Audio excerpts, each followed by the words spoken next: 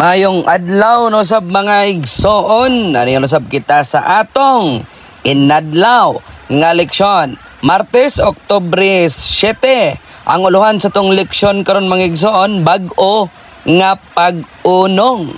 Mga igsoon, nga tong leksyon nining adlaw usahay ang kaluwasan moabot sa labing dili nato gilauman nga paagi. Pinaagi sa katao nga gikan pa sa mga kontra. Apan karon atong masaksihan ang bag-ong pag-unong. Ang panaghiusa tali sa usa ka banyaga og sa Dios nga nagbuhat og milagro alang sa kaluwasan. Mga igsoon, ang atong leksyon giunahan kini siya og pangutana, no? Giingon diri. Basaha ang Josue 2:12 hangtod sa 21 og Exodo 12:13, 22 ug 23. Ang pangutana, sa unsa nga paagi ang mga teksto diha sa Exodo makatabang kanimo pagsabot sa panag-uyon tali sa mga espiya ug kang Rahab? Ang tubag mga igsoon, ang mga espiya nagpakigsaad kang Rahab ug ang ilang kasabutan sama ka importante sa dugo nga timaan sa Pasko sa Ehipto. Parehong simbolo sa kaluwasan. Usa ka timaan mga igsoon nga nagpasabot sa pagtuo ug usa ka saad nga magluwas gikan sa kalaglagan mga igsoon.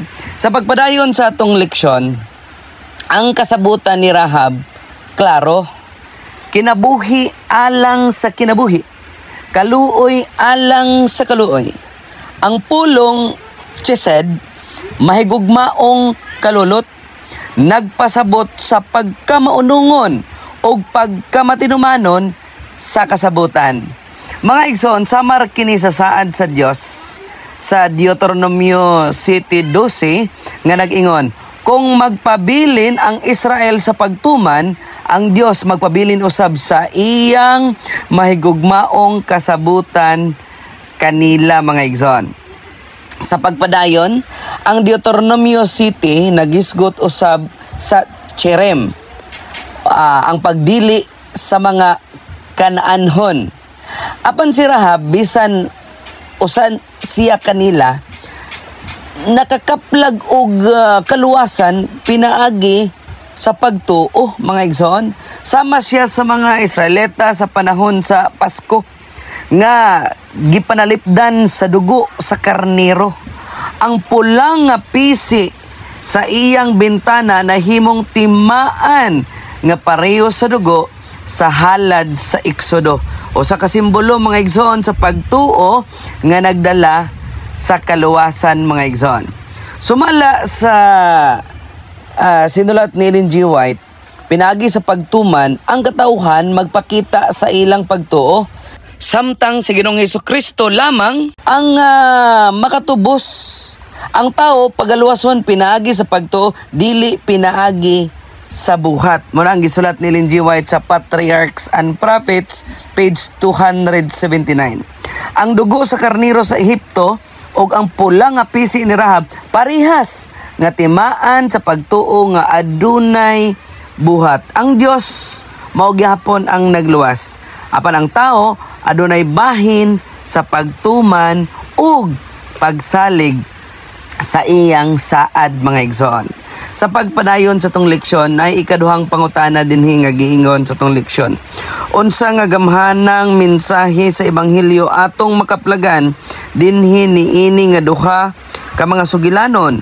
Unsa nga mga leksyon sa ebanghelyo ang atong makuha gikan kanila mga igsoon? Ang tubag, ang kaluwasan walay gipili. Bisan kinsa nga motuo ug mosalig, bisan kinsa pa sa kalibutan sa mga kaaway, mahimo nga kabahin sa plano sa Dios. Sama kang Rahab, bisan gikan siya sa laing kultura, nasulod siya sa linya sa kaluwasan tungod sa iyang pagtuo ug pagtuman. Mga igsoon, sa kinatibuk-an sa atong leksyon niining adlaw, ang leksyon karon nagpahinumdum kanato nga ang pagtuo nga walay buhat patay. Si Rahab wala lang mituo, apan iyang gibuhat. iyang gitago ang mga espiya o iyang gibutang ang pula nga pisi sa bintana, mga igsoon. Ang iyang pagtuo na himong buhi o kini mao'y nakaluwas kaniya og sa iyang pamilya. Ang Dios, mga igsoon, nagtan-aw dili sa atong kagikan o kapakyasan. Apan sa atong kasing-kasing nga anda mo tuog mo tuman. Ang dugo ni Ginoong Hesukristo mao gihapon ang atong timaan karon. Dili dugo sa karniro o pisi sa bintana, apan ang dugo nga naghatag kinabuhi nga walay katapusan. Mga igsoon, sa pagtapos magampo ta. Amahana mo nga nakaskitasan sa mga langit, o Dios, salamat sa imong kaluoy nga nagpapas sa among mga kasaypanan. Tabangi kami, o Dios, nga magpabilin sa pagtuo o pagtuman.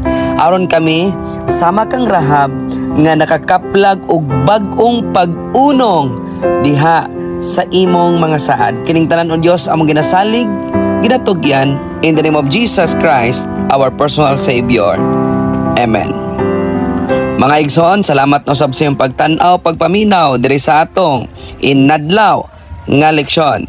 God bless us all.